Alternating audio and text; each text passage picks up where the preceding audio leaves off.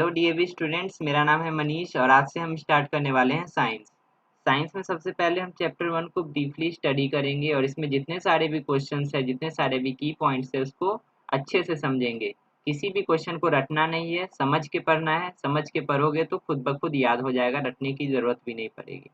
तो वीडियो को लास्ट तक देखना है, मैं एक एक क्वेश्चन को अच्छे से समझाऊंगा। तो साइंस का पहला चैप्टर जो है आवर इन्वायरमेंट। इन्वायरमेंट में क्या क्या होता है? जो भी चीज़ हमारे आसपास है, everything around us is called environment. Environment दो चीज़ों से बेसिकली मिलके बनता है। पहला है बायोटिक एंड दूसरा है एबायोटिक। तो बायोटिक और एबायोटिक किसको बोलते हैं? जितने भी लिविंग थिंग्स है सबको हम बायोटिक बोलेंगे। जितने भी लिविंग थिंग्स है, चाहे वो एनिमल हो, प्लांट हो, ह्यूमन हो, ये सब बायोटिक कहलाते हैं। और एबायोटिक किसको बोलेंगे? All non living things are called abiotic. तो यही दो चीज़ से हमारा इन्वायरमेंट बना हुआ है। जितने भी चीज़ आसपास में देखते हो वो या तो बायोटिक होगा या तो एबायोटिक होगा। अब बायोटिक जो एलिमेंट्स हैं उसको फिर आगे कैटेगराइज किया गया है। बायोटिक एलिमेंट्स क्या क्या हो गए? पहला प्लांट हो गया, दूसरा एनिमल्स हो गया, तीसरा ह्यूमन हो गया, फोर्थ जो हो गया डिकम्पोजर हो गया और फिफ्थ जो हो गया स्कैवेंजर हो गया। डिकम्पोजर स्कैवेंजर जो है इसी तीनों में आता है। ब्रॉडली तीन ही पार्ट में डिवाइड किया गया है, प्लांट्स, एनिमल और ह्यूमन। तो प्लांट्स जो है वो क्या करते हैं? प्रोड्यूसर्स कहलाते हैं। क्यों प्रोड्यूसर्स कहलाते हैं? क्योंकि प्लांट्स अपना फूड खुद से बनाते हैं by the help of photosynthesis process. तो इसीलिए प्लांट्स को प्रोड्यूसर्स बोलते हैं, ये किसी पे डिपेंडेंट नहीं होते हैं। उसी तरह से एनिमल को हम कंज्यूमर्स बोलते हैं। क्यों एनिमल को कंज्यूमर्स बोलते हैं? क्योंकि ये प्लांट्स पे डिपेंडेंट होते हैं। या तो प्लांट्स को डायरेक्टली ये ईट करते हैं, डायरेक्टली खाते हैं, या तो एनिमल्स उस एनिमल को खाते हैं जो कि प्लांट्स प्लांट्स पे डिपेंडेंट होता है या प्लांट्स को खाता है। ह्यूमन भी कंज्यूमर्स के कैटेगरी में आता है, क्योंकि ह्यूमन भी प्लांट्स पे ही डिपेंडेंट होता है और अदर एनिमल्स पे ही डिपेंडेंट होता है। उसके बाद एनिमल्स को जो है फर्दर क्लासिफाई किया गया है थ्री पार्ट्स में, थ्री कैटेगरी में डिवाइड किया गया है। पहला क्या है? हार्बीवोर्स, दूसरा है कार्निवोर्स एंड तीसरा है ओमनीवोर्स। हार्बीवोर्स किसको बोलते हैं? हार्बीवोर्स वैसे एनिमल्स को बोलते हैं जो कि डायरेक्टली प्लांट्स को खाते हैं, जैसे कि गाय हो गई, बकरी हो गई। ये सब क्या है? हार्बीवोर्स एनिमल है। तो हार्बीवोर्स एनिमल को प्राइमरी कंज्यूमर भी बोलते हैं, क्योंकि ये डायरेक्टली प्लांट्स पे डिपेंडेंट होते हैं। दूसरा है कार्निवोर्स एनिमल। कार्निवोर्स एनिमल उस एनिमल्स को बोलते हैं जो कि किसी दूसरे एनिमल को खाते हैं, जैसे कि टाइगर, लायन। ये सब क्या है? कार्निवोर्स एनिमल है। तो इनको और हम क्या बोलते हैं? दूसरा नेम इसका क्या है? सेकेंडरी कंज्यूमर्स, क्योंकि ये डायरेक्टली प्लांट पे डिपेंडेंट नहीं होते हैं, ये इनडायरेक्टली प्लांट पे डिपेंडेंट होते हैं। ये किसको खाते हैं? हार्बीवोर्स को ये ईट करते हैं। और हार्बीवोर्स क्या ईट करते हैं? प्लांट पे। तो अल्टीमेटली ये कार्निवोर्स जितने एनिमल हो गए वो प्लांट्स पे इनडायरेक्टली डिपेंडेंट हो गए। तीसरे तीसरा कैटेगरी जो है वो है ओमनीवोर्स। ओमनीवोर्स वैसे एनिमल को बोलते हैं जो एनिमल प्लांट्स पे डायरेक्टली डिपेंडेंट भी होता है और एनिमल्स पे भी डिपेंडेंट होता है। मीन्स वो प्लांट्स को भी खाते हैं और वो एनिमल को वो किसी और एनिमल्स को भी खाते हैं। जैसे कि ह्यूमन, ह्यूमन क्या है? ओमनीवोर है। ह्यूमन क्या है? एक ओमनीवोर एनिमल है। तो इसी तरीके से एनिमल को तीन पार्ट में कैटेगराइज किया गया है, हार्बीवोर, कार्निवोर्स एंड ओमनीवोर्स। अब इस चैप्टर के कीवर्ड्स को देख लेते हैं। पहला कीवर्ड दिया गया है बायोडिग्रेडेबल। डेफिनेशन क्या कहता है? Substances that can be broken down into simpler substances bye micro organism. ऐसे सब्सटेंसेस जिसको हम ब्रोकन डाउन कर सकते हैं, यानी कि डीकम्पोज कर सकते हैं इनटू माइक्रो ऑर्गेनिज्म। तो ऐसे सब्सटेंसेस को हम क्या बोलेंगे? बायोडिग्रेडेबल। फॉर एग्जांपल पेपर हो गया, क्लॉथ हो गया, इसको हम डिकम्पोज कर सकते हैं। तो ये सब बायोडिग्रेडेबल का एग्जाम्पल हो गया। लेकिन प्लास्टिक जो है उसको डिकम्पोज नहीं कर सकते हैं, वो कभी नहीं सड़ता है, तो वो नॉन बायोडिग्रेडेबल मटेरियल हो गया। दूसरा दिया गया है कंज्यूमर्स। कंज्यूमर्स किसको बोलते हैं? मैंने अभी बताया। एक होता है प्लांट्स जिसको प्रोड्यूसर्स बोलते हैं, एक होता है एनिमल्स जिसको हम कंज्यूमर्स बोलते हैं। तो कंज्यूमर्स क्या होता है? Animal that do not make their own food and are dependent on producers. Animal ऐसे एनिमल जो कि अपना फूड खुद से नहीं बनाते हैं और डिपेंडेंट होते हैं किस पे? प्रोड्यूसर्स पे, यानी कि प्लांट्स पे। तो जैसे उसमें भी बहुत सारे कैटेगरी होते हैं, हार्बीवोर्स, कार्निवोर्स, ओमनीवोर्स। तो वो सारे क्या कहलाते हैं? प्रोड्यूसर्स कहलाते हैं। सॉरी, वो सारे क्या कहलाते हैं? कंज्यूमर्स कहलाते हैं। उसके बाद तीसरा कीवर्ड क्या है? डिकम्पोजर्स। डिकम्पोजर्स किसको बोलते हैं? Organism which derive their food from dead and decaying plants and animals. Decomposers वो होते हैं जो कि अपना फूड कहाँ से लेते हैं, सड़ते हुए यानी डिकेइंग यानी कि सड़ते हुए प्लांट्स और एनिमल से लेते हैं। जैसे कि बैक्टीरिया हो गया, फंगी हो गया, ये सब क्या करता है, अपना फूड कहाँ से लेता है, सड़ते हुए प्लांट्स और एनिमल से लेता है। जो कि डेड एनिमल और डेड प्लांट्स होते हैं उनसे ये अपना फूड बनाता है और उसको डिकम्पोज कर देता है। ये ज़रूरी है डिकम्पोजर्स का होना, क्योंकि अगर ये डिकम्पोजर नहीं होगा तो हमारा इन्वायरमेंट क्लीन नहीं रह पाएगा, ये गंदा हो जाएगा, है ना। क्योंकि अगर कोई डेड प्लांट्स और डेड एनिमल को डिकम्पोज करने वाला ही नहीं होगा तो हमारा प्लैनेट डेड प्लांट्स और डेड एनिमल से ही भर जाएगा। क्लियर। तीसरा क्या दिया है, फूड चेन। फूड चेन क्या होता है, a series of organism interrelated sequentially via their food. One organism gets eaten by another, which in turn gets eaten by yet another, and so on. इसमें बोला जा रहा है कि एक ऑर्गेनिज्म दूसरे ऑर्गेनिज्म को खाता है और उस दूसरे ऑर्गेनिज्म को तीसरा ऑर्गेनिज्म खाता है और इसी तरीके से एक चेन बन जाता है। तो इसको हम फूड चेन बोलते हैं। फॉर एग्जाम्पल जैसे कि ग्रास को कौन खाती है, गोट खाती है, बकरी खाती है, और गोट को फिर lion. This makes a food chain. इसी टाइप से एक फूड चेन बनता है। फोर्थ कीवर्ड क्या दिया गया है, माइक्रो ऑर्गेनिज्म। अभी मैंने बताया डिकम्पोज करने के लिए किसी भी चीज को माइक्रो ऑर्गेनिज्म का होना जरूरी है। माइक्रो ऑर्गेनिज्म कौन होते हैं, जैसे कि बैक्टीरिया हो गया, फंगी हो गया, ये सब माइक्रो ऑर्गेनिज्म कहलाते हैं।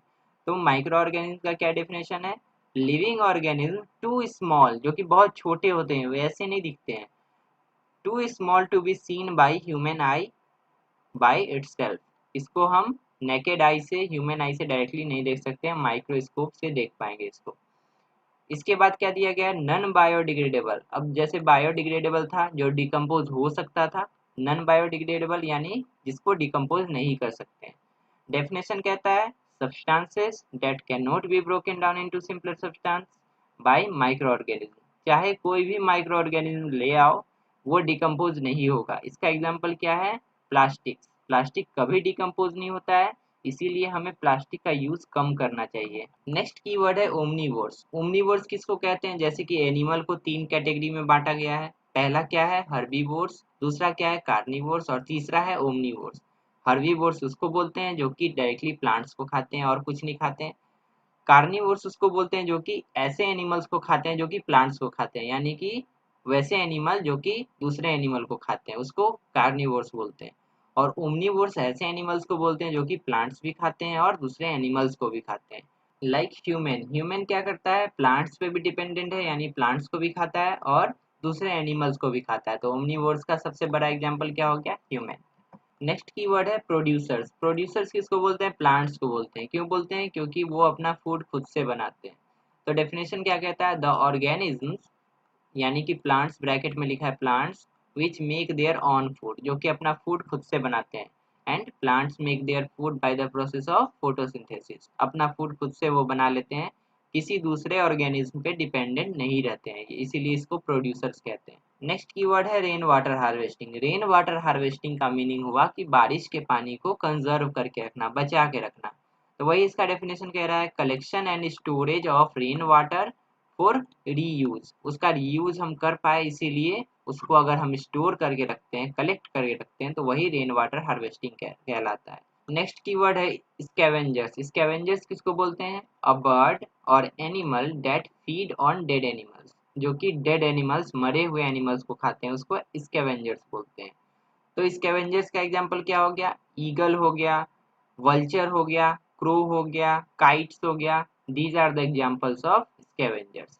नेक्स्ट कीवर्ड है वर्मी कंपोस्टिंग। वर्मी कंपोस्टिंग किसको बोलते हैं, अगर हम किसी भी बायोडिग्रेडेबल वेस्ट को, चाहे वो किचन वेस्ट हो, चाहे पेपर हो, चाहे फूड वेस्ट हो, अगर उसमें हम रेड वॉर्म्स या अर्थ वॉर्म्स को छोड़ देते हैं तो क्या होता है, कंपोस्टिंग जो होता है उसका जो डिकम्पोजिशन होता है वो फास्ट हो जाता है, डिकम्पोजिशन तेज हो जाता है, इसीलिए हम उसको क्या बोलते हैं, vermi composting. Composting with the help of different types of worms.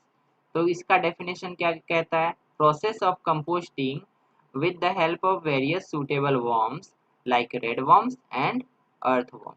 तो इसी को हम बोलते हैं वर्मी कंपोस्टिंग। अब यू मस्ट नो में क्या दिया गया है, इस चैप्टर का पूरा समरी दिया हुआ है। चैप्टर में जितने भी इम्पोर्टेंट पॉइंट्स थे वो सारे इसमें दिए गए हैं, तो एक एक करके हम समझते चलते हैं। पहला क्या दिया है, environment consist of biotic component and abiotic component. हमारा इन्वायरमेंट दो चीज़ों से मिलकर बना है, एक है बायोटिक और दूसरा है एबायोटिक कंपोनेंट। 2 नंबर क्या कहता है, प्रोड्यूसर्स और ऑटोट्रॉप्स। प्रोड्यूसर्स को ऑटोट्रॉप्स भी बोलते हैं, और प्रोड्यूसर्स और autotrophs prepare their own food. Consumers और हेट्रोट्रॉप्स, कंज्यूमर को हेट्रोट्रॉप भी बोलते हैं, डिपेंड डायरेक्टली और इनडायरेक्टली अपॉन देम। इसमें क्या कह रहा है, प्रोड्यूसर्स या ऑटोट्रॉप्स एक ही चीज़ है, अपना फूड खुद से बनाते हैं, और कंज्यूमर्स जो होते हैं जिसको हेट्रोट्रॉप्स भी बोलते हैं वो इस पे डिपेंडेंट होते हैं। कंज्यूमर्स कौन हो गया, जितने भी एनिमल्स हैं चाहे ह्यूमन हो, ये सारे कंज्यूमर्स कहलाते हैं, और उसको हेट्रोट्रॉप्स भी बोलते हैं। तो ये डायरेक्टली और इनडायरेक्टली, डायरेक्टली और इनडायरेक्टली कहने का मतलब क्या हुआ कि कोई एनिमल प्लांट को डायरेक्टली खाता है, और कोई एनिमल ऐसे एनिमल को खाता है जो कि प्लांट्स को खाता है, तो इनडायरेक्टली प्लांट पे वो भी डिपेंडेंट हुआ। तो जितने भी हार्बीवोर हो, कार्निवोर हो या ओमनीवोर्स एनिमल हो, जो भी हो, वो सारे कंज्यूमर्स कहलाते हैं, और वो प्रोड्यूसर्स पे डायरेक्टली या इनडायरेक्टली डिपेंडेंट होते हैं। क्लियर। थर्ड नंबर पॉइंट क्या कह रहा है, प्राइमरी कंज्यूमर्स और herbivores feed only on plants. जितने भी प्राइमरी कंज्यूमर है यानी कि हार्बीवोर्स जितने भी हैं, वो सिर्फ प्लांट्स को खाते हैं, वो किसी दूसरे एनिमल को नहीं खाते हैं, तो इसीलिए इसको प्राइमरी कंज्यूमर बोला गया है। और जितने भी एनिमल को खाने वाले एनिमल्स हैं, दूसरे एनिमल को खाने वाले, उसको बोलते हैं secondary consumer. Clear. 4 number point क्या कह रहा है, सेकेंडरी कंज्यूमर और carnivores feed on other animal. यही अभी मैंने बताया, सेकेंडरी एनिमल, सेकेंडरी कंज्यूमर जितने भी हैं वो दूसरे एनिमल को खाते हैं। क्लियर। 5 नंबर बोल रहा है, animal which feed on both producers as well as consumer. इसमें देखो, जो प्रोड्यूसर्स को खाते हैं यानी प्लांट्स को खाते हैं, एंड कंज्यूमर्स यानी अदर एनिमल को खाते हैं, आर कॉल्ड ओमनीवोर्स। यानी प्लांट्स और एनिमल को खाने वाले एनिमल्स को क्या बोलते हैं, ओमनीवोर्स बोलते हैं। 6 नंबर पॉइंट में क्या कह रहा है, decomposers break down dead and decaying plants. Decomposers क्या करते हैं, ब्रेक डाउन करते हैं किसको, डिकेइंग और डेड प्लांट्स को, एंड एनिमल्स, एनिमल्स को भी ब्रेक डाउन करते हैं इनटू मिनरल्स, उसको मिनरल्स में ब्रेक डाउन करते हैं। दीज गो इनटू सॉइल, और ये मिनरल्स जो हैं फिर वापस मिट्टी में मिल जाते हैं, and are used again by plants, और ये मिनरल्स जो हैं वापस से फिर प्लांट्स यूज कर लेते हैं।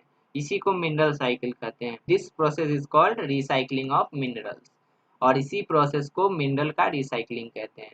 मिनरल्स क्या होते हैं, इनिशियली सॉइल में पाए जाते हैं, मिट्टी में। मिट्टी से कहाँ गया मिनरल, प्लांट में गया, प्लांट को कोई एनिमल खाया, फिर एनिमल क्या किया, उस एनिमल को कोई दूसरा एनिमल खाया, फिर वो एनिमल मर गया, फिर उस मरे हुए एनिमल को डिकम्पोज करके बैक्टीरिया और जितने भी डिकम्पोजर्स होते हैं, उस एनिमल को डिकम्पोज करके वो मिनरल वापस से मिट्टी में मिला देते हैं। तो इसी को बोलते हैं हम recycling of minerals. Mineral recycle हो गया ना, जहाँ से मिनरल आया था फिर वापस से वहीं चला गया।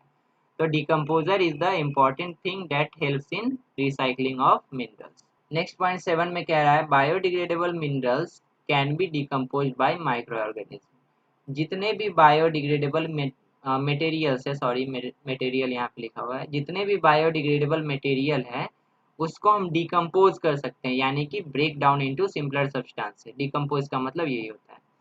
तो उसको हम डिकम्पोज करते हैं with the help of micro organism. Micro organism कौन है, बैक्टीरिया एंड फंगी।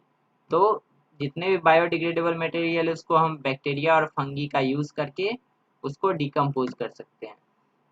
नेक्स्ट दिया गया 8 नंबर में, non biodegradable material can not B decompose by micro organism.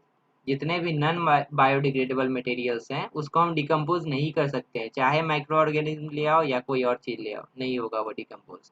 इसीलिए जैसे कि इसका एग्जांपल क्या है, नॉन बायोडिग्रेडेबल का प्लास्टिक। प्लास्टिक का यूज़ इसीलिए हमें नहीं करना चाहिए क्योंकि वो डिकम्पोज ही नहीं हो पाता है। क्लियर। 9 नंबर पॉइंट में क्या कहा गया है, vermi composting is the process of preparing compost from kitchen garbage using red worms and other various worms. Vermi composting क्या है, एक प्रोसेस है फॉर प्रिपेयरिंग कंपोस्ट। कंपोस्ट क्या होता है, खाद को बोलते हैं, जैसे कि जो प्लांट्स के लिए इंपॉर्टेंट न्यूट्रिएंट्स होता है वो खाद में पाया जाता है।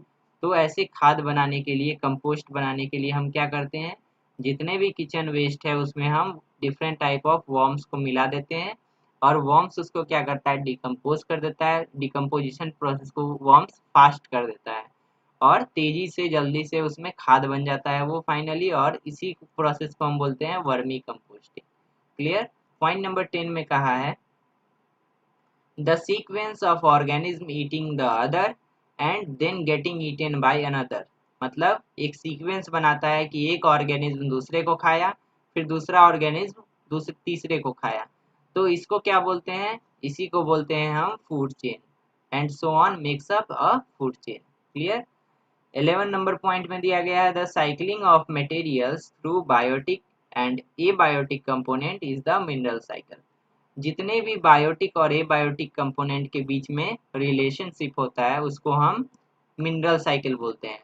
बायोटिक और एबायोटिक कंपोनेंट जैसे कि प्लांट्स और एनिमल्स, और उसके बीच फिर एबायोटिक जैसे कि सॉइल, मिट्टी।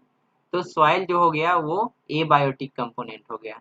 तो एबायोटिक से मिनरल निकल के बायोटिक में जाता है, इसी चीज को हम मिनरल साइकिल बोलते हैं। 12 नंबर पॉइंट में दिया गया है the balance of carbon dioxide and oxygen in the atmosphere is maintained through the process of respiration, burning and photosynthesis।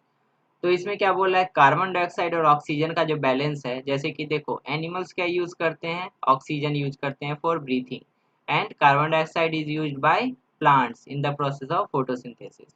तो कार्बन डाइऑक्साइड को तो प्लांट यूज कर लिया और ऑक्सीजन को कौन यूज कर लिया, एनिमल्स यूज कर लिए। तो इस दोनों चीज का बैलेंस होना जरूरी है, ऐसा नहीं कि ऑक्सीजन कम पड़ जाए कार्बन डाइऑक्साइड ज्यादा हो जाए। रेस्पिरेशन प्रोसेस में क्या होता है, ऑक्सीजन यूज हो जाता है और कार्बन डाइऑक्साइड रिलीज होता है, यानी निकलता है कार्बन डाइऑक्साइड। और फोटोसिंथेसिस में क्या होता है, कार्बन डाइऑक्साइड यूज हो जाता है और ऑक्सीजन रिलीज होता है। तो इसीलिए इस दोनों प्रोसेस से कार्बन डाइऑक्साइड और ऑक्सीजन के बीच का रिलेशनशिप, दोनों के बीच का बैलेंस बना रहता है। बर्निंग भी है जिसमें ऑक्सीजन यूज होता है और कार्बन डाइऑक्साइड रिलीज होता है, तो ये दोनों एक साथ। और तीसरा फोटोसिंथेसिस अकेला, दोनों मिलके, तीनों मिलके बैलेंस को बना के रखते हैं। अब क्वेश्चन नंबर ए को देखो, यहाँ पे फिल इन द ब्लैंक्स दिया गया। पहला फिल इन द ब्लैंक्स में पूछा है plastic is dash as it can not be broken down into simpler substances in nature. Plastic को हम ब्रोक डाउन नहीं कर सकते सिंपलर सब्सटेंसेस में, इसीलिए इसको हम क्या बोलते हैं, इसको बोलते हैं नॉन बायोडिग्रेडेबल। इसीलिए हम क्या बोलते हैं इसको, नॉन बायोडिग्रेडेबल। दूसरा क्या है, we must say no to what, किसको हमें नो कहना चाहिए, एंड यूज डैश और डैश, और क्या दोनों दो चीज यूज करना चाहिए, यहाँ पे वही पूछा है। तो we must say no to plastics and use paper and clothes, हमें पेपर और क्लॉथ यूज करना चाहिए और प्लास्टिक को नो बोलना चाहिए। क्लियर। थर्ड में पूछा है the flower of the dash Bloom with sunrise and close after sunset. कौन सा फ्लावर है जो सनराइज के साथ खिल जाता है और सनसेट के साथ मुरझा जाता है, कौन सा फ्लावर है, तो वो फ्लावर है मॉर्निंग ग्लोरी, इसको आइपोमिया भी बोलते हैं, इसका सेकेंड नेम है आइपोमिया। क्लियर। 4 नंबर में पूछा गया है dash and dash are among the animals found only in cold region. कौन कौन सा एनिमल है जो कि कोल्ड रीजन में फाउंड होता है, पाया जाता है, पोलर बियर एंड पेंगुइन्स। ये दोनों एनिमल है जो कि ओनली कोल्ड रीजन में पाए जाते हैं, ठंडे जगहों में पाए जाते हैं। 5 नंबर क्वेश्चन में पूछा है dash and dash process help in balancing the carbon dioxide and oxygen in atmosphere. दो चीजें ऐसी हैं जो कि कार्बन डाइऑक्साइड और ऑक्सीजन का बैलेंस को बना के रखते हैं, वो क्या क्या है, एक है रेस्पिरेशन यानी कि सांस लेना, और दूसरा है फोटोसिंथेसिस यानी कि food making process of plants. इसी प्रोसेस से प्लांट्स अपना फूड बनाते हैं। तो इससे ऑक्सीजन निकल, इससे कार्बन डाइऑक्साइड रिलीज होता है और इसमें कार्बन डाइऑक्साइड यूज हो जाता है, इससे फिर ऑक्सीजन रिलीज होता है, इससे इसमें फिर ऑक्सीजन यूज हो जाता है। इसीलिए यही दोनों है जो कि कार्बन डाइऑक्साइड और ऑक्सीजन के बीच बैलेंस को बना के रखते हैं। नेक्स्ट, अब क्वेश्चन नंबर बी में क्या दिया गया, ट्रू फॉल्स वाला क्वेश्चन है। पहला दिया गया herbivores can prepare their own food. Herbivores जो होते हैं अपना फूड खुद से बनाते हैं, बिल्कुल गलत है। अपना फूड खुद से सिर्फ प्लांट्स बनाते हैं। हार्बीवोर, कार्निवोर, ओमनीवोर्स जितने भी हैं वो सब अपना फूड खुद से नहीं बनाते हैं, तो ये हो गया फॉल्स। दूसरा क्या है, fungi and bacteria are organism that can easily seen by human eye. Fungi और बैक्टीरिया को हम इजीली आंख से देख सकते हैं, नहीं देख सकते हैं, फॉल्स है ये। थर्ड नंबर क्वेश्चन में क्या बोल रहा है, the sunflower faces east in the morning. Sunflower जो है ईस्ट में मतलब पूरब में दिखता है, पूरब में फेस करके रहता है सुबह में, ये सही है, 4 नंबर क्या कहता है, camels do not have sweat glands. ये सही बात है, कैमल में स्वेट ग्लैंड्स जो होता है नहीं होता है। स्वेट ग्लैंड्स क्यों काम आता है, किसी एनिमल में जो स्वेट ग्लैंड्स होता है उसके कारण ही एनिमल को पसीना आता है, और ऊंट को पसीना नहीं आता है। इसी कारण से ऊंट रेगिस्तान में इतनी गर्मी होने के बाद भी बहुत दिन तक सरवाइव कर पाता है।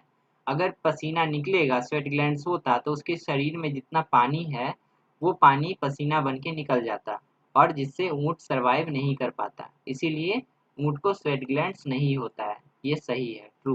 5 नंबर में क्या बोला गया है, soil is an important biotic component of our environment. Soil जो है, मिट्टी जो है, बायोटिक कंपोनेंट है। ये तो यही गलत हो गया, सोइल क्या है, ए बायोटिक कंपोनेंट है, इसीलिए ये फॉल्स। नेक्स्ट नेक्स्ट दिया गया है, टिक द करेक्ट ऑप्शन। पहला क्या है, biotic environment includes. Biotic environment में क्या क्या होता है, ओनली प्रोड्यूसर्स एंड कंज्यूमर्स। चलो ये दोनों तो होता है, प्रोड्यूसर्स और कंज्यूमर्स बायोटिक में होता है। दूसरा क्या है, कंज्यूमर्स एंड डिकम्पोजर्स, ये दोनों भी होता है। डिकम्पोजर एंड प्रोड्यूसर्स, ये दोनों भी होता है। और फोर्थ में क्या दिया है, तीनों, producers, consumers as well as decomposers. तो ये फोर्थ वाला ऑप्शन सही हो जाएगा।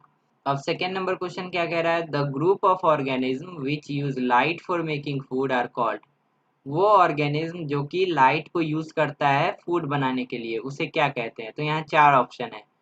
स्कैवेंजर्स जैसे दिया गया है, स्कैवेंजर्स किसको बोलते हैं, जो कि डेड और डिकेइंग एनिमल्स को खाते हैं, जैसे कि हो गया क्रो, बैट, काइट्स, ये सब एनिमल्स को खाते हैं।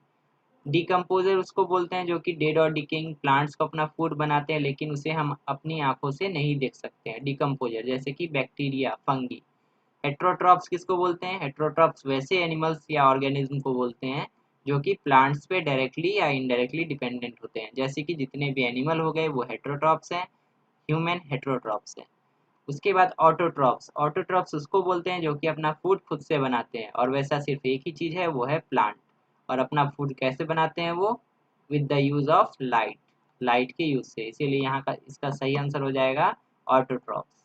बढ़ते हैं नेक्स्ट क्वेश्चन की तरफ। नेक्स्ट क्वेश्चन क्या कह रहा है, डिकम्पोजर्स इंक्लूड। डिकम्पोजर में क्या क्या होता है, एक तो बैक्टीरिया होता है और दूसरा फंगी होता है। बैक्टीरिया ओनली गलत है, फंगी ओनली ये भी गलत है, bacteria as well as fungi ये सही लग रहा है, ओनली द स्कैवेंजर्स ये तो गलत है। तो सही हो जाएगा सी इसका, bacteria as well as fungi.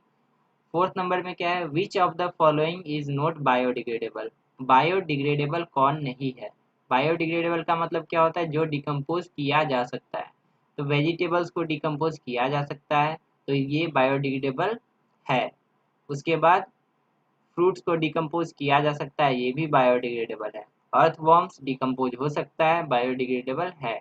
Aluminium foil को डिकम्पोज नहीं कर सकते, इसीलिए ये बायोडिग्रेडेबल नहीं है।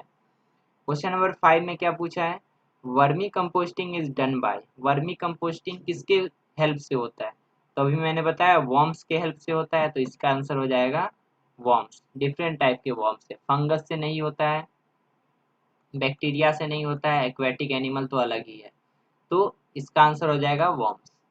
6 नंबर क्वेश्चन में क्या पूछा गया है, an animal that is not affected much by heat of the dessert. कौन सा ऐसा एनिमल है जो कि डिजर्ट यानी कि रेगिस्तान की हीट से अफेक्टेड नहीं होता है, तो वो कौन सा एनिमल है, कैमल। कैमल रेगिस्तान में हीट से अफेक्ट नहीं होता है, क्योंकि उसके पास स्वेट ग्लैंड्स नहीं होता है, और वो जितना पानी पीता है उसी पानी को वो बहुत दिन यूज करके सरवाइव कर पाता है। इसीलिए इसका आंसर हो जाएगा कैमल।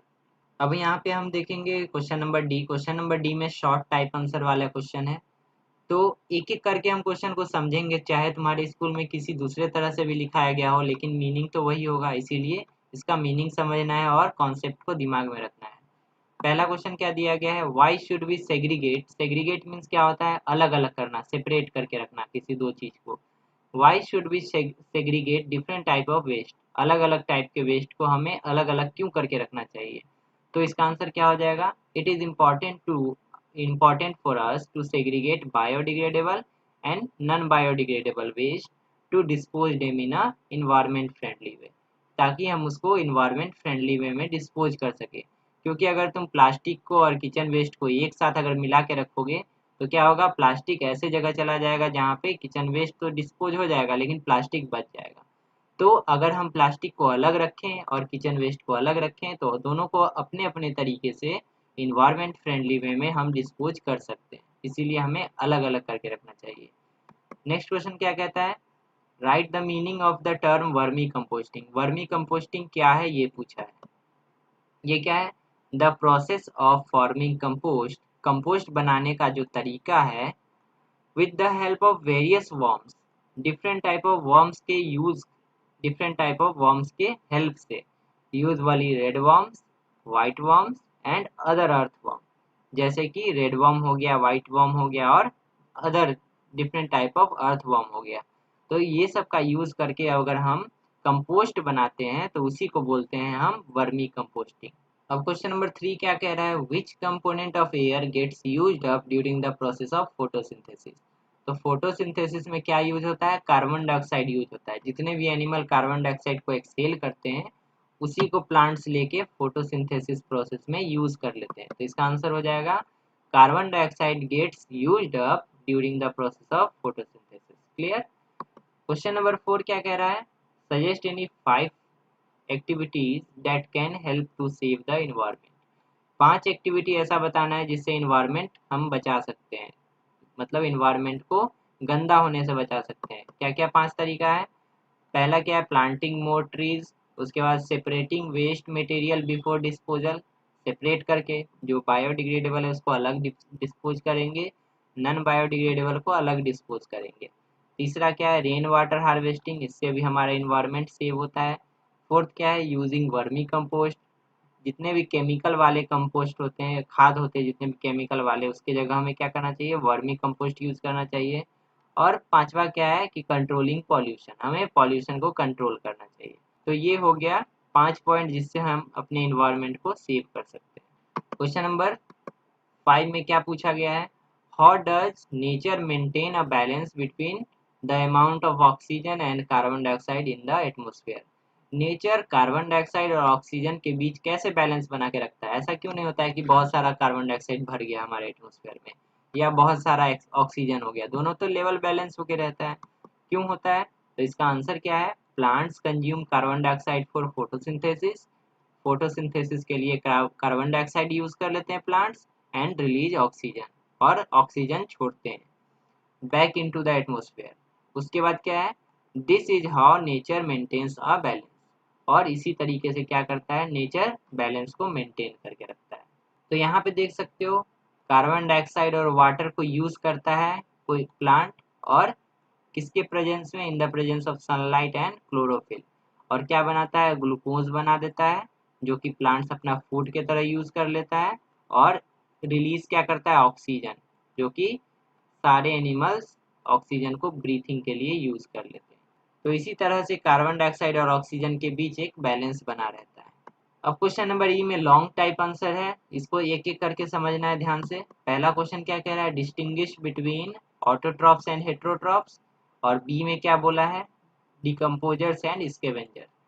तो ऑटोट्रॉप्स किसको बोलते हैं, the green plant which prepare their own food यानी कि ग्लूकोज आर कॉल्ड प्रोड्यूसर्स और ऑटोट्रॉप्स। जितने भी प्लांट है जो कि अपना फूड खुद से बना लेते हैं उसको हम ऑटोट्रॉप्स बोलते हैं। And the plant, the animal can not prepare their own food, they have to depend on plants for their food, they are called consumers और हेट्रोट्रॉप्स। जितने भी एनिमल है वो प्लांट्स पे डिपेंडेंट होते हैं, अपना फूड खुद से नहीं बना पाते हैं, इसीलिए उसको बोलते हैं हम हेट्रोट्रॉप्स। उसी तरीके से हम बी को डिफ्रेंशिएट करेंगे। बी में किसका डिफरेंस बताना है, डिकम्पोजर्स और स्कैवेंजर्स का डिफरेंस। तो डिकम्पोजर किसको बोलते हैं, there are some organism which derive their food from dead and decaying plants and animals, they are called decomposer।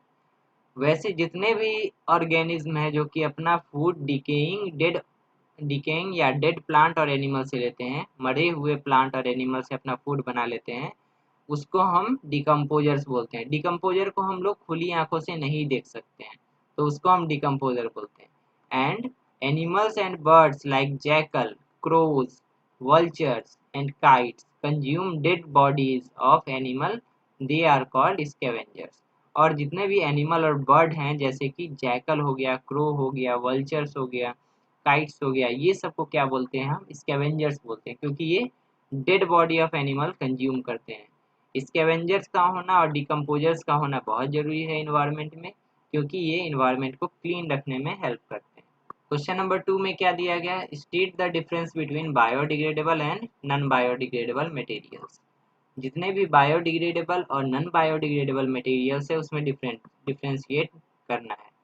तो बायोडिग्रेडेबल किसको बोलते हैं? बायोडिग्रेडेबल उसको बोलते हैं जो कि माइक्रो ऑर्गेनिज्म की हेल्प से हम उसको ब्रोकन डाउन कर सकते हैं इनटू सिंपलर सब्सटेंस। बस इतना ही याद रखना है। Biodegradable materials are waste which can be broken down into simpler substances. उसको हम सिंपलर सब्सटेंस में ब्रेक डाउन कर सकते हैं, जैसे कि पेपर हो गया, क्लॉथ हो गया, किचन वेस्ट हो गया, ये सब क्या है? बायोडिग्रेडेबल है, क्योंकि हम इसको सिंपलर सब्सटेंसेस में ब्रेक डाउन कर सकते हैं, या अदर लैंग्वेज में बोले तो ये सड़ सकता है, डिकम्पोज हो सकता है। और whereas non biodegradable material can not be broken down into simpler substances, और जबकि नॉन बायोडिग्रेडेबल मटेरियल जो होता है वो ब्रोक डाउन नहीं हो सकता है सिंपलर सब्सटेंस में। Example, paper is a biodegradable material and plastic is non-biodegradable material. Paper क्या है? बायोडिग्रेडेबल है और प्लास्टिक नॉन बायोडिग्रेडेबल है। प्लास्टिक कभी नहीं सड़ता है और पेपर सड़ जाता है।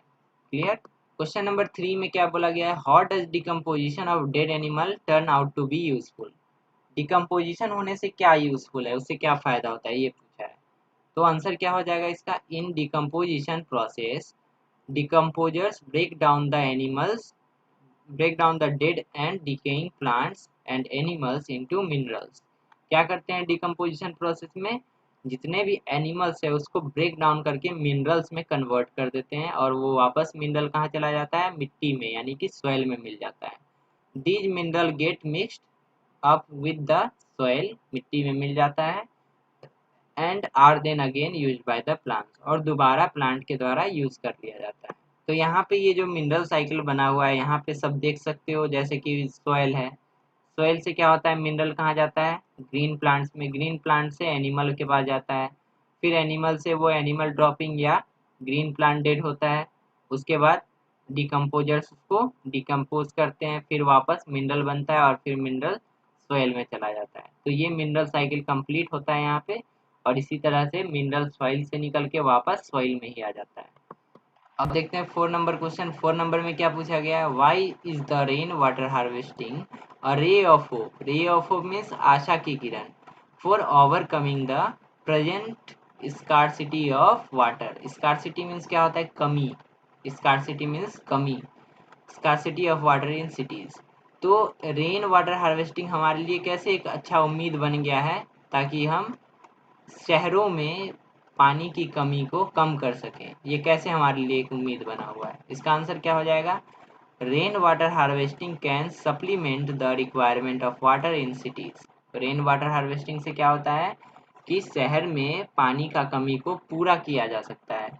And raise the subsoil water level, और जमीन के अंदर जो वाटर लेवल होता है ना, जैसे कि जमीन ये इतना नीचे है और पानी यहाँ तक है, तो जो ये पानी है जैसे कि, तो जब पानी ये पंप से निकालते हो ऊपर, तो ये वाटर लेवल जितना ऊपर रहेगा उतना अच्छा होगा ना, वाटर लेवल जितना ऊपर तक रहेगा उतना अच्छा होगा, तो ये वाटर लेवल को इंक्रीज कर देता है।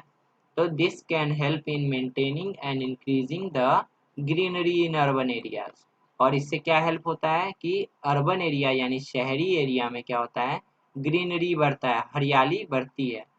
This is how rainwater harvesting is ray of hope for overcoming the present scarcity of water in cities। ये तो क्वेश्चन का ही लास्ट लाइन यहाँ पे लास्ट में लिख देना है। क्वेश्चन नंबर 5 में क्या दिया गया है? Why do buffaloes cool themselves in water during summer? गर्मी के दिनों में बफेलोज ज्यादातर पानी में ही क्यों रहना पसंद करती है? क्यों अपने आप को पानी में ठंडा करने के लिए पानी में ही रहती है? तो आंसर क्या हो जाएगा? Buffaloes cool themselves in water during summer because, अपने आप को पानी में ठंडा रखती है क्योंकि buffaloes are black in colour. Buffalo क्या होती है? कलर में ब्लैक होती है, और ब्लैक क्या होता है? धूप में जल्दी गर्म होता है, तो बफेलोज को गर्मी जल्दी लगती है।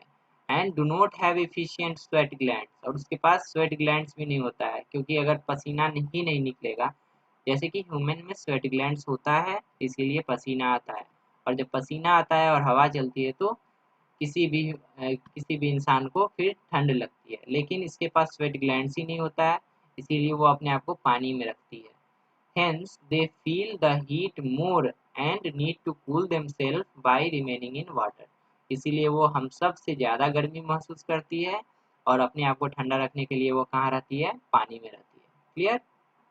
अब 6 नंबर क्वेश्चन में बोला गया है draw a diagram that shows the relationship between biotic and abiotic component of the environment. Biotic component क्या क्या है? बायोटिक कंपोनेंट है प्लांट्स, एनिमल और ह्यूमन, ये तीनों है बायोटिक कंपोनेंट। और ये बायोटिक कंपोनेंट क्या क्या है? एयर है, वाटर है, सॉइल है, रॉक्स है, ये सब ए बायोटिक कंपोनेंट है। तो सबके बीच रिलेशनशिप कौन बताता है? मिनरल्स बताता है। तो हम यहाँ पे मिनरल साइकिल ड्रॉ कर देंगे। मिनरल साइकिल बुक में दिया गया है, इसी को हम ड्रॉ करेंगे। मिनरल साइकिल क्या बताता है कि मिनरल सॉइल से निकल के ग्रीन प्लांट्स में जाता है, ग्रीन प्लांट्स से एनिमल में जाता है, या तो डायरेक्ट प्लांट डेड हो जाते हैं तो डेड प्लांट्स में चला जाता है। फिर एनिमल से जब एनिमल मर जाते हैं तो उससे डिकम्पोजर फिर मिनरल्स को निकाल के फिर वापस सोयल में पहुंचा देता है। उसी तरह से डेड प्लांट्स का भी मिनरल्स को डिकम्पोज करके वापस वो सोयल में चला जाता है। तो मिनरल साइकिल यही दिखाता है, मिनरल साइकिल को ही ड्रॉ करना है 6 नंबर क्वेश्चन में। अब क्वेश्चन नंबर 2 में क्या पूछा है? The waste segregation method adopted by two neighbours. दो नेबर यहाँ पे रमेश और सुरेश है ना, कैडबरी 5 स्टार वाला रमेश सुरेश है यहाँ पे, are shown here in the form of pie chart. इसको हम बोलते हैं पाई चार्ट, जो गोल बना के ऐसे से कट किया रहता है ना, इसको हम पाई चार्ट बोलते हैं। तो यहाँ पे पाई चार्ट के फॉर्म में दिखाया गया है। Study the pie chart carefully and answer the question that follows. पहला क्वेश्चन क्या पूछा है? Name the two items of waste disposed of by Ramesh that need to be separated from one another. कौन सा दो वेस्ट है जो कि रमेश को सेपरेट करना चाहिए था? तो यहाँ पे देखो, किचन वेस्ट और प्लास्टिक वेस्ट को एक साथ डाल डाल दिया है ये, है ना। तो इन दोनों को एक साथ नहीं डालना चाहिए, जैसे कि सुरेश अलग अलग डाला है, लेकिन ये एक साथ डाल दिया है। तो इसको कौन सा वेस्ट को अलग रखना चाहिए था? इसी को। तो इसका आंसर हो जाएगा किचन एंड प्लास्टिक वेस्ट, क्योंकि किचन वेस्ट क्या है? बायोडिग्रेडेबल है, और प्लास्टिक वेस्ट है नॉन बायोडिग्रेडेबल। तो बायोडिग्रेडेबल को अलग रखना चाहिए हमें, और नॉन बायोडिग्रेडेबल को अलग रखना चाहिए। क्वेश्चन नंबर 2 में पूछा गया है identify the biodegradable materials disposed of by Suresh. Suresh कौन कौन सा बायोडिग्रेडेबल मटेरियल को डिस्पोज किया है? बायोडिग्रेडेबल मतलब जिसको डिग्रेड करना, जिसको डिकम्पोज करना इजी होता है। तो ये हो गया पहला, किचन वेस्ट डिस्पोज किया है, पेपर वेस्ट डिस्पोज किया है। ये दोनों जो हो गया, ये हो गया बायोडिग्रेडेबल। तो इन दोनों को हम यहाँ पे लिख देंगे 2 नंबर का आंसर में। 3 नंबर में क्या पूछा है? Of the two who according to you is more eco friendly and why. तो हमारे हिसाब से ज़्यादा इको फ्रेंडली कौन है? ज़्यादा इको फ्रेंडली सुरेश है, क्योंकि ये किचन वेस्ट अलग फेंकता है, प्लास्टिक वेस्ट अलग फेंकता है। तो इसका आंसर क्या लिख देंगे? Suresh is more eco friendly because he disposed kitchen waste separately and plastic waste separately. इसका आंसर यही हो जाएगा। क्लियर? क्वेश्चन नंबर 3 में क्या दिया गया है? क्रॉसवर्ड पजल दिया गया है। पहला क्या दिया गया है? ए में, ए को यहाँ पे भरना है ऐसे। Do not make their own food, उसको क्या बोलते हैं? हेट्रोट्रॉप्स बोलते हैं। हेट्रोट्रॉप्स अपना फूड खुद से नहीं बनाते हैं, प्लांट्स पे डिपेंडेंट होते हैं। और जो प्लांट्स को क्या बोलते हैं? ऑटोट्रॉप्स बोलते हैं। तो यहाँ पे हेट्रोट्रॉप्स होगा, यहाँ पे हेट्रोट्रॉप्स फिल कर देना है। उसके बाद बी में दिया गया है none living components. None living component किसको बोलते हैं? ए बायोटिक को बोलते हैं। लिविंग कंपोनेंट यानी बायोटिक, नन लिविंग यानी ए बायोटिक। तो यहाँ पे बी में ए बायोटिक भर देंगे। सी में क्या पूछा है? मैं मीट ईटर्स। मीट ईटर्स कौन है? कार्निवोर्स। कार्निवोर्स को हम मीट ईटर्स बोलते हैं। तो सी में यहाँ पे कार्निवोर्स फिल कर देंगे। उसी तरह डी में क्या पूछा है? Vulture is a scavenger. Scavenger है वल्चर, तो डी में यहाँ पे स्कैवेंजर्स हम फिल करेंगे। उसी तरह से ई में पूछा गया है कंपोस्ट प्रिपेयर्ड बाय वर्म्स। ऐसा कंपोस्ट जो वर्म से बनता है उसको हम वर्मी कंपोस्ट बोलते हैं। तो ई में हो जाएगा यहाँ पे वर्मी कंपोस्ट। क्लियर? अब यहाँ पे डाउन वर्टिकली वाला वर्ड्स को यहाँ पे गेस करना है। जैसे कि प्लांट ईटर्स, प्लांट ईटर्स जो कि प्लांट्स को खाते हैं उसको हार्बीवोर्स बोलते हैं। तो यहाँ पे एफ है ना, एफ किधर गया? हाँ, यहाँ पे भरेंगे हम हार्बीवोर्स। जी में क्या दिया है, मॉर्निंग ग्लोरी। मॉर्निंग ग्लोरी का एक अदर नेम क्या है, आइपोमिया, तो आइपोमिया यहाँ पे भरेंगे। जी एच, जी है ना, आइपोमिया यहाँ पे भरेंगे। उसके बाद एच, और डिजर्ट एनिमल, डिजर्ट एनिमल कौन है, कैमल है, तो कैमल यहाँ पे भर देंगे, कैमल यहाँ पे भर देंगे। उसके बाद आई में डिकम्पोजेबल मटेरियल्स, डिकम्पोजेबल मटेरियल को क्या बोलते हैं, बायोडिग्रेडेबल, जो कि डिकम्पोज हो सकता है, तो यहाँ पे हम भरेंगे बायोडिग्रेडेबल। उसके बाद लास्ट क्या है, help in recycling of minerals, mineral को रिसाइकल होने में हेल्प करता है, उसको बोलते हैं हम डिकम्पोजर, डिकम्पोजर यहाँ पे ऐसे करके फिल कर देंगे। तो इस तरीके से ये क्रॉसवर्ड कंप्लीट हो गया। तो आज की क्लास में इतना ही। इसी तरीके से एक और वीडियो में हम नेक्स्ट चैप्टर को भी डिस्कस करेंगे बहुत जल्द ही। अगर वीडियो पसंद आया, सारी चीज़ें जो मैंने समझाया वो समझ में आया, तो फ्रेंड्स के साथ, अपने क्लासमेट के साथ इस वीडियो को ज़रूर शेयर करना है। चैनल को अगर अभी तक सब्सक्राइब नहीं किया है तो चैनल को सब्सक्राइब कर लो, क्योंकि इसी तरीके से डीएवी क्लास 6 के बहुत सारे वीडियोस आने वाले हैं। तो मिलते हैं अगली वीडियो में, तब तक के लिए बाय, अपना ध्यान रखो और अच्छे से पढ़ाई करते रहो।